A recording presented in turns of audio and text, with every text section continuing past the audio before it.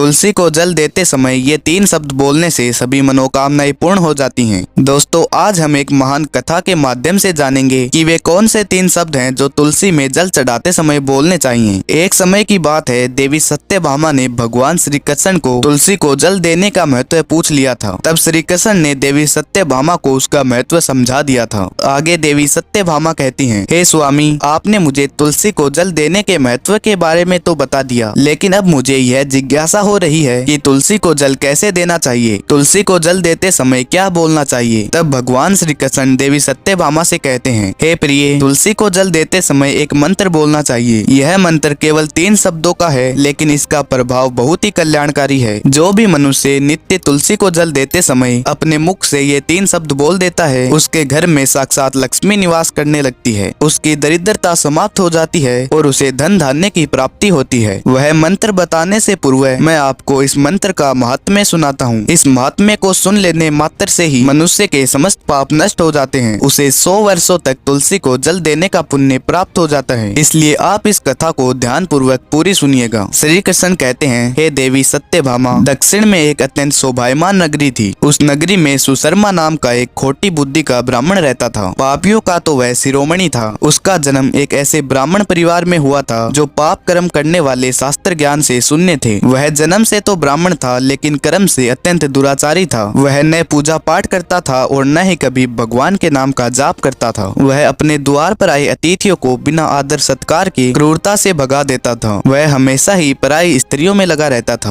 उसे मदिरा पान करने की भी आदत थी। वह दिन में खेत में काम करके और पत्ते बेचकर अपनी जीविका चलाया करता था और रात्रि में वेश्याओं का सेवन करता था। इस प्रकार से उस ब्राह्मण ने अनेक वर्षों तक अपना जीवन व्यतीत किया। फिर एक दिन वह पत्ते इकट्ठे करने के लिए एक ऋषि की वाटिका में घूमने लगा और पत्ते तोड़ने लगा। तभी उस मंद बुद्धि सुशर्मा को एक काले सर्प ने काट लिया और उसी समय पर उसकी मृत्यु हो गई। उसके बाद 2 यम के दूत उसे लेने के लिए उस स्थान पर प्रकट हुए और उसे उठाकर यमलोक ले जाने लगे। रास्ते में वह यमदूतों के सामने रोने और विलाप करने लगा और दूतों से कहने लगा, मुझे कहाँ ले जा रहे हो, मुझे छोड़ दो, मेरे प्राण बख्श दो। तब यमदूत उसे कहते हैं, अरे दुष्ट ब्राह्मण, तेरे पाप कर्मों के कारण तुझे काले सांप ने काट लिया है। अब यमराज तुझे तेरे पापों के कारण घोर नरक में डालेंगे। फिर यमराज के दूत उस पापी ब्राह्मण को यमराज के सामने ले गए। चित्रगुप्त उसका लेखा जोखा निकालते हैं और यमराज से कहते हैं, हे धर्मराज, इस ब्राह्मण ने जन्म से लेकर मृत्यु तक पाप ही पाप किए हैं। इसने कभी कोई पुण्य का काम नहीं किया है। फिर यमराज अपने दूतों से कहते हैं, हे दूतों, इस घोर पाप करने वाले ब्राह्मण को उठाकर ले जाओ और नरक में डाल दो। फिर यम के दूत उसे ले जाते हैं और नरक की भयानक अग्नि में धकेल देते हैं। अनेकों वर्ष नरक में सजा भुगतने के बाद उस ब्राह्मण को अगले जन्म में एक बैल का शरीर मिलता है। बैल का जीवन पाकर वह बोझ उठाने का काम करने लगता है। उसका मालिक उसे दिन रात काम करवाने लगता है और फिर जब उस बैल की शक्ति कम हुई तो उसके मालिक ने उसे एक लंगड़े व्यक्ति को बेच दिया। उस लंगड़े आदमी ने उस बैल को खुद का बोझ उठाने के लिए उपयोग किया। वह उसकी पीठ पर बैठकर घुमा करता था। इस प्रकार से उस बैल ने 8 वर्ष तक उस लंगड़े आदमी का बोझ उठाया। फिर एक दिन वह लंगड़ा आदमी उस बैल की पीठ पर बैठकर पहाड़ की ऊंची चोटी पर जाने लगता है। उस पर्वत पर बहुत देर तक चढ़ने के कारण वह बैल बहुत ज्यादा थक गया और कुछ समय बाद वह बैल मूर्छित होकर जमीन पर गिर गया। वह बैल अपनी अंतिम सांसें ले रहा था। तभी वहाँ खड़े लोगों को उस बैल पर दया आ गई और वे उसके मुख में पानी डालने लगे। फिर उन व्यक्तियों में एक पुण्यात्मा का व्यक्ति था। उसने उस बैल का कल्याण करने के लिए उसे अपना पुण्य दे दिया। उसे देखकर अन्य लोगों ने भी अपना अपना पुण्य याद करके कुछ पुण्य उसे दे दिया ताकि उसे मुक्ति मिल सके। उस भीड़ में एक वेश्या भी थी। सभी लोगों को देखकर उस वेश्या ने भी अपना पुण्य उस बैल को दे दिया। फिर कुछ समय बाद उस बैल की मृत्यु हो जाती है। फिर उस स्थान पर यमदूत आते हैं और उस बैल से उस ब्राह्मण की आत्मा को निकालकर यमलोक ले जाते हैं। यमलोक में उसे यमराज के सामने खड़ा किया जाता है। फिर चित्रगुप्त उसका लेखा जोखा देखते हैं तो वे आश्चर्य में पड़ जाते हैं। उस वेश्या के द्वारा दिया गया पुण्य बहुत बड़ा होता है। उस पुण्य के प्रभाव से उसके सभी जन्मों के पाप नष्ट हो जाते हैं। फिर यमराज उस ब्राह्मण के सभी पाप माफ कर देते हैं और कहते हैं, हे ब्राह्मण, उस वेश्या ने अपना पुण्य देकर तुम्हारे ऊपर बहुत बड़ा उपकार किया है। केवल उसी के पुण्य के कारण तुम्हारे सभी जन्मों के पाप नष्ट हो पाए हैं। फिर यमराज उसे फिर से मनुष्य रूप प्रदान करते हैं और इस बार वह एक उत्तम ब्राह्मण कुल में जन्म लेता है। उस महान पुण्य के कारण उसे अपने इस जन्म में अपने पूर्व जन्म की बातें याद आने लगती हैं। जब वह बड़ा हो जाता है तब उसे याद आता है कि पिछले जन्म में जब वह एक बैल था तब एक वेश्या ने उसे अपना पुण्य दे दिया था, जिस वजह वजह से उसके मन में उस वेश्या के बारे में जानने की इच्छा होती है। वह उसके महापुण्य के बारे में जानने के लिए उसके बारे में पता लगाकर उसके नगर में चला जाता है। वह वेश्या बूढ़ी हो चुकी थी। फिर जब उसे वह वेश्या मिल जाती है तो वह उसके सामने जाकर उसे बार बार प्रणाम करता है और उसका धन्यवाद करने लगता है। तब वह वेश्या कहती है, हे ब्राह्मण महात्मा, आप कौन हैं और आप किस कारणवश मुझे धन्यवाद दे रहे हैं? तब ब्राह्मण कहता है, हे माता, मैं वही बैल हूँ जिसे आपने अपना पुण्य दे दिया था। आपके पुण्य के प्रभाव से ही आज मुझे फिर से मनुष्य जन्म मिला है। किंतु माता, मैं यह जानना चाहता हूँ कि तुमने मुझे उस समय अपना कौन सा पुण्य दिया था जिसके कारण मेरे सारे जन्मों के पाप नष्ट हो चुके हैं। मैं उस पुण्य के बारे में जानना चाहता हूँ। तब वेश्या कहती है, हे ब्राह्मण श्रेष्ठ, मैंने तो अपने जीवन में कोई पुण्य नहीं किया है, लेकिन मेरे घर में एक तोता है जो पिंजरे में हमेशा कुछ न कुछ बोलता रहता है, जिसे सुनकर मेरा अंतःकरण पवित्र हो गया है। उसी तोते द्वारा बोले गए मंत्र का पुण्य मैंने तुम्हें दान में दिया था। फिर वे दोनों उस तोते के पास जाते हैं और उससे उस मंत्र के बारे में पूछने लगते हैं। तब उस तोते ने अपने पूर्व जन्म का वृतांत सुनाना शुरू किया। वह तोता कहता है, हे ब्राह्मण श्रेष्ठ, पिछले जन्म में मैं एक ब्राह्मण था। मैं अपने ज्ञान के अहंकार में अंधा हो गया था। मैंने कभी अपने गुरुजनों का आदर नहीं किया। मुझे मेरे ज्ञान पर इतना अधिक अहंकार हो गया था जिस कारण मुझे अत्यधिक क्रोध आने लगा और मैं सभी से द्वेष करने लगा। फिर कालांतर में मेरी मृत्यु हो गई और मुझे यमलोक ले जाया गया। पूज्य जनों के अपमान के कारण मुझे एक तोते के कुल में डाल दिया गया और मेरा जन्म एक तोते के रूप में हो गया। मैं अपने परिवार से बिछड़ गया था और एक पेड़ पर बैठकर रो रहा था। तभी उस स्थान से कुछ मुनि जा रहे थे। उन्होंने मेरी दयनीय पुकार सुनी और मुझे अपने साथ आश्रम में लेकर चले गई। वहाँ पर उन्होंने मुझे एक सुंदर पिंजरे में रखा और मेरी अच्छी तरह से ख्याल रखा। उस स्थान पर सभी लोग, वे ऋषि और उनकी पत्नियां नित्य तुलसी को जल अर्पित किया करते थे और उसके सामने एक मंत्र का जाप करते थे। उन्हीं के मुख बार बार वह मंत्र सुन मैंने उसे रट लिया और तभी से मैं उस मंत्र को जान गया हूँ और दिन रात उसका जाप करता रहता हूँ। उस मंत्र के प्रभाव से मेरी कभी मृत्यु नहीं हुई और मेरी आयु 100 वर्ष की हो गई है। फिर एक दिन वहाँ पर एक चोर आ गया और उसने मुझे चुरा कर इस वेश्या को बेच दिया। इस वेश्या के घर आने के बाद भी मैं उस मंत्र को बोलता रहता था, जिसको सुनने के कारण इसका मन भी पवित्र हो गया और यह वेश्या का काम छोड़कर भगवान विष्णु की भक्ति में लीन हो गई। उस मंत्र के प्रभाव से मेरे सभी पाप नष्ट हो गए और उसी मंत्र के प्रभाव से इस वेश्या का भी अंतःकरण पवित्र हो गया। तोते के इस वृतांत को सुन वे दोनों प्रसन्न हो गए और नित्य तुलसी को जल देते समय इस मंत्र का प्रयोग करने लगे। फिर उस मंत्र के प्रभाव से वे तीनों लोग एक दिव्य विमान में बैठकर विष्णु लोक चले गए। तब श्री कृष्ण कहते हैं, हे देवी सत्यभामा, आपने देखा कि कैसे सिर्फ एक मंत्र के प्रभाव से उस ब्राह्मण, वेश्या और तोते के सारे पाप नष्ट हो गए। इसलिए प्रत्येक मनुष्य को नित्य तुलसी को जल देना चाहिए और इस मंत्र का जाप करना चाहिए। हे देवी, वह मंत्र इस प्रकार है, इसे तुम ध्यान से सुनो। ओम वृंदावने स्वाहा, ओम वृंदावने स्वाहा। श्री कृष्ण कहते हैं, जो भी स्त्री तुलसी के समक्ष इस मंत्र का जाप करेगी वह सौभाग्यशाली बनेगी और जो भी पुरुष इस मंत्र का जाप करेगा वह अवश्य ही धनवान बनेगा। जिस घर में नित्य तुलसी की पूजा की जाएगी उस घर में साक्षात लक्ष्मी का वास होगा। तो दोस्तों, इस प्रकार से भगवान श्री कृष्ण ने देवी सत्यभामा को तुलसी को जल देने के मंत्र का महात्म्य सुनाया है। ये कथा आपको कैसी लगी कमेंट्स में जरूर बताएं और साथ ही सभी कृष्ण भक्त कमेंट्स में जय श्री कृष्णा जरूर लिखें।